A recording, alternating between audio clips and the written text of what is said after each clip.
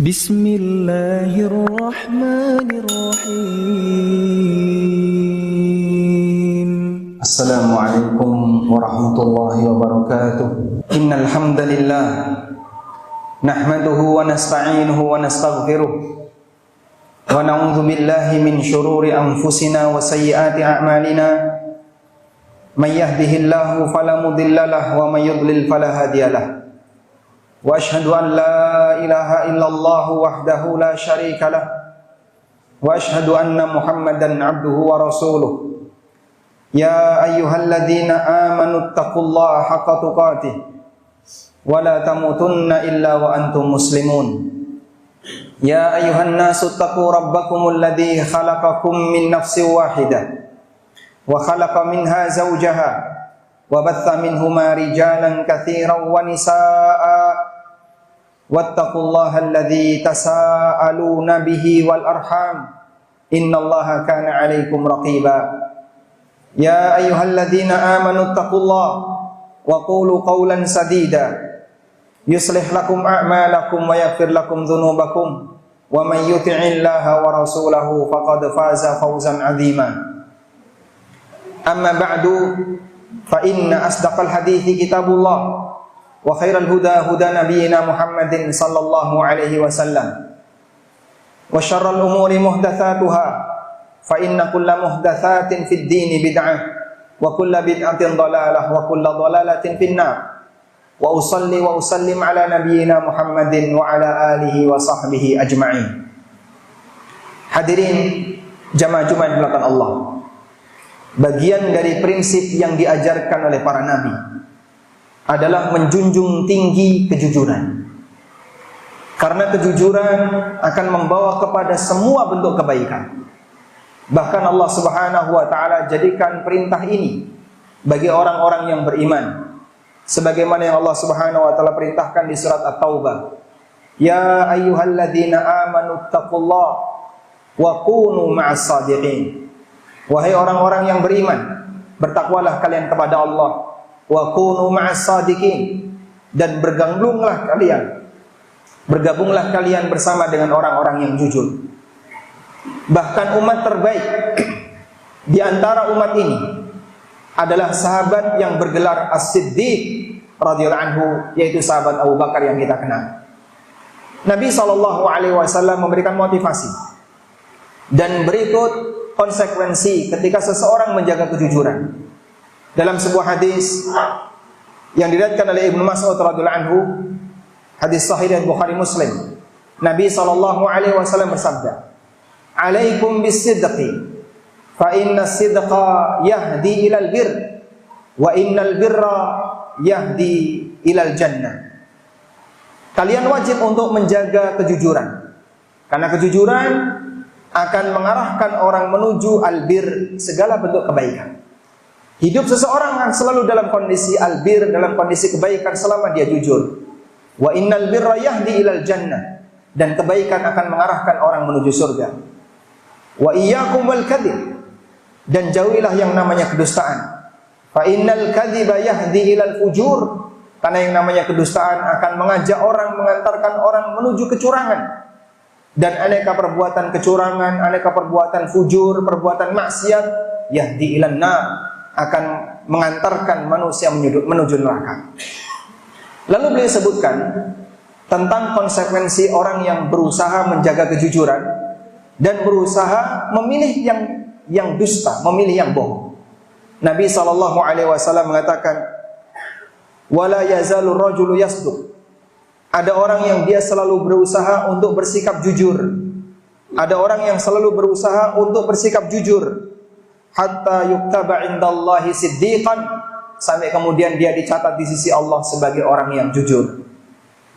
Sebaliknya, ada orang yang dia selalu berusaha mengambil yang bohong, dia mengambil yang dusta. Wala yazalur rajulu yakdzib wa yataharral kadzib. Ada orang yang sering berbohong dan dia sengaja milih kebohongan. Hatta yuktaba indallahi kadzdzab, sampai kemudian dia dicatat oleh Allah sebagai pendusta, sebagai pembohong. Kalau sudah dicatat oleh Allah sebagai orang yang jujur, maka jadi karakter. Kalau dicatat oleh Allah sebagai pendusta, jadi karakter. Sehingga berawal dari pembiasaan. Akhirnya Allah Subhanahu wa taala jadikan yang bersangkutan memiliki karakter sebagaimana kebiasaannya. Sehingga kita bisa melatih akhlak baik ini. Maka Nabi SAW menyarankan, wala yazalur rajulu yasduq wa yataharras sidqa. Ada orang yang dia selalu berusaha untuk bersikap jujur dan memilih sikap jujur hatta yuktaba indallahi siddiqan, sampai kemudian dicatat oleh Allah sebagai orang yang jujur. Artinya kejujuran itu menjadi karakter yang melekat pada dirinya. Kalau sudah jadi karakter, dimanapun dia berada, dia akan selalu berkata jujur. Dimanapun dia berada, dia akan selalu menyampaikan kejujuran. Demikian pula sebaliknya, wa innar rajula la yazalu yakdzib wa yataharral kadzib. Ada orang yang dia senantiasa berbohong, berdusta dan sengaja milih kedustaan. Hatta yuktaba indallahi kadzaban, sampai dia dicatat di sisi Allah sebagai pendusta, jadi karakter. Maka dimanapun dia bicara, dia akan berdusta. Selanjutnya, jamaah belakang Allah, kedustaan puncak adalah kedustaan dalam masalah agama. Kedustaan puncak adalah kedustaan dalam masalah syariat. Berbicara atas nama Allah, berbicara atas nama Nabi sallallahu alaihi wasallam tanpa bukti, itu kedustaan yang paling parah. Kenapa demikian? Karena yang namanya dusta, berdusta itu memberikan pengaruh bagi lingkungan sesuai dengan sosok yang dia dustakan. Kalau Anda berdusta atas nama orang tua, mungkin yang mendapatkan pengaruh dari kedustaan Anda adalah anggota keluarga Anda, saudara Anda. Ketika Anda berdusta atas nama Pak Lurah, maka yang mendapatkan pengaruh dari kedustaan Anda adalah satu kelurahan. Kalau orang berdusta atas nama presiden, mungkin yang mendapatkan pengaruh satu negara. Tapi ketika dia berdusta atas nama Nabi SAW atau berdusta atas nama Allah Subhanahu wa taala, maka siapa yang mendapatkan pengaruh? Seluruh manusia sedunia, lintas negara. Sehingga ketika ada orang yang membuat hadis palsu, atau ada orang yang menyampaikan sebuah pernyataan palsu atas nama Allah Subhanahu wa taala atau atas nama Nabi SAW, kemudian dia sampaikan kepada orang lain, dipercaya oleh orang lain, yang mendapatkan pengaruh tidak hanya satu lingkungan kecil, keluarganya, kelurahannya, atau negaranya, bahkan lintas negara. Sehingga yang di luar negeri pun mendapatkan pengaruh buruk darinya. Karena itulah Nabi SAW memberikan ancaman dalam sebuah hadis dari Al-Mughirah bin Syu'bah radhiyallahu anhu. Beliau pernah mengatakan, "Sami'tun Nabiyya sallallahu alaihi wasallam yaqul." Aku mendengar Nabi sallallahu alaihi wasallam bersabda, "Inna kadhiban alayya laisa ka kadhibin ala ahad." Sesungguhnya berdusta atas namaku statusnya tidak sebagaimana berdusta atas nama siapapun. Berdusta atas namaku, dosanya tidak sama sebagaimana berdusta atas nama siapapun. Lalu beliau mengatakan, "Man kadzaba alayya muta'ammidan falyatabawwa maq'adahu minan nar." Barang siapa yang secara sengaja berdusta atas namaku, maka siapkan tempatnya di neraka. Sebab kedustaan atas nama Nabi SAW akan memberikan pengaruh yang tidak hanya sebatas lingkungan, tapi memberikan pengaruh sampai kepada masyarakat yang jauh kita jangkau. Sehingga Anda bisa lihat, terkadang ada orang yang begitu percaya saat disebarkan sebuah hadis padahal itu palsu atas nama Nabi SAW, lalu dikasih dalam kurung hadis riwayat Bukhari. Orang awam yang nggak paham hadis hanya bisa percaya karena dalam broadcast di WA itu dia menyebutkan hadis riwayat Bukhari, hadis riwayat Muslim, hadis riwayat fulan, dan mereka tidak akan ngecek di buku, sehingga orang akan percaya karena sudah disebutkan perawinya. Padahal hadis ini bahasa Arabnya saja tidak ada. Anda bisa bayangkan, bahasa Arabnya saja tidak ada. Maka hal yang perlu kita waspadai, kita tidak boleh gampang untuk menyebarkan berita hadis seperti ini sebelum Anda bisa memastikan validitasnya.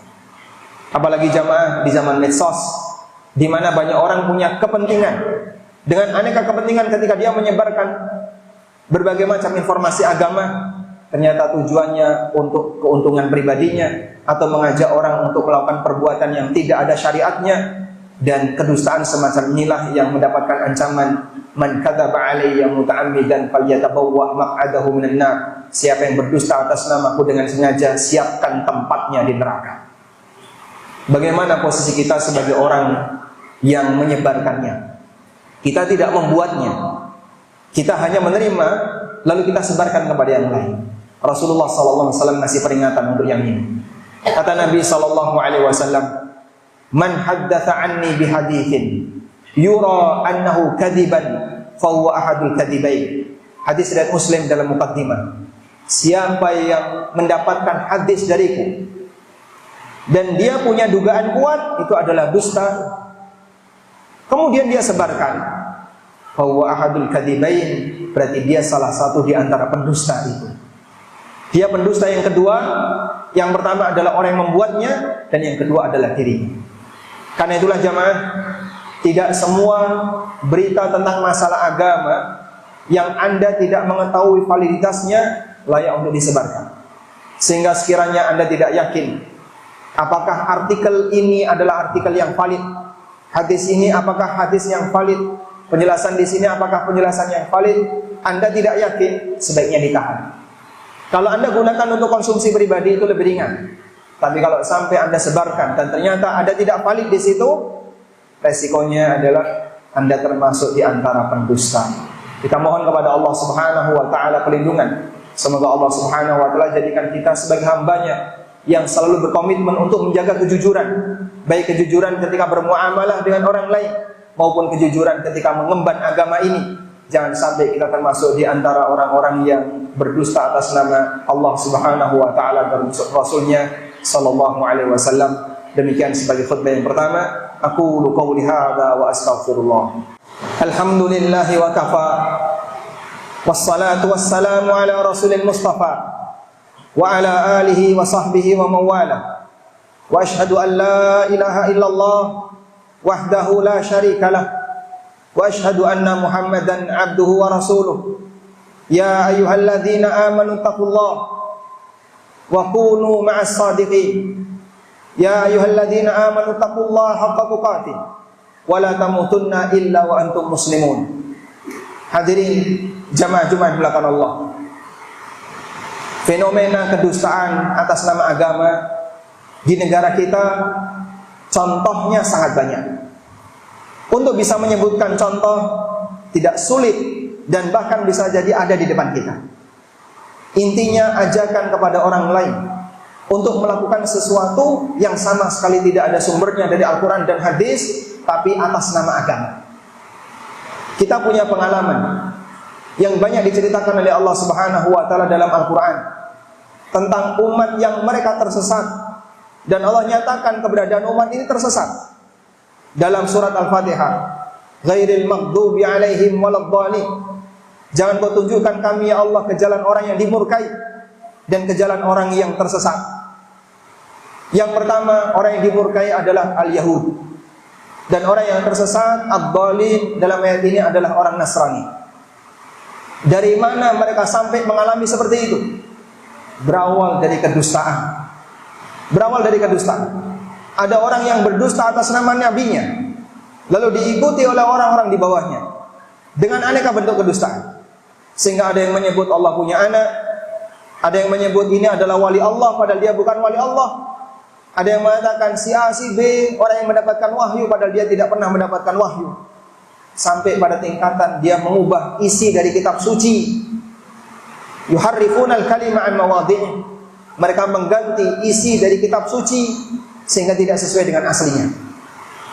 Maka jamaah belakang Allah Subhanahu wa taala, kita tidak ingin kondisi semacam ini terjadi pada agama Islam, terjadi pada kaum muslimin. Allah sudah menceritakan bagaimana pengalaman umat masa silam agar tidak berulang pada umat Muhammad sallallahu alaihi wasallam. Kenapa kok mereka bisa percaya? Karena ahli kitab Yahudi dan Nasrani mengkonsumsi kedustaan sebagaimana mereka mengkonsumsi berita pada umumnya. Yang Allah katakan dalam Al-Quran, samma'una lil kadhibi akaluna lis-suhd. Orang-orang ahli kitab itu samma'una lil kadhib, gampang mendengarkan kedustaan. Mereka menikmati berita dusta. Dan barangkali di negara kita, salah satu di antara negara di mana orang boleh berdusta dengan bebas atas nama agama. Ada yang cerita atas nama A, cerita B, dan dia nggak punya rasa malu. Ada yang mengatakan tokoh tertentu tawaf di kota tertentu. Ada yang setiap malam Isra Mi'raj. Pada Nabi SAW cuma Isra Mi'raj sekali. Ada yang bilang A, dia yang bilang B. Termasuk diantaranya adalah kuburan palsu yang diagungkan. Sehingga mengajak orang untuk mengagungkan benda-benda tertentu. Kemudian belakangan orang mulai tidak percaya. Dulu kenapa dia percaya?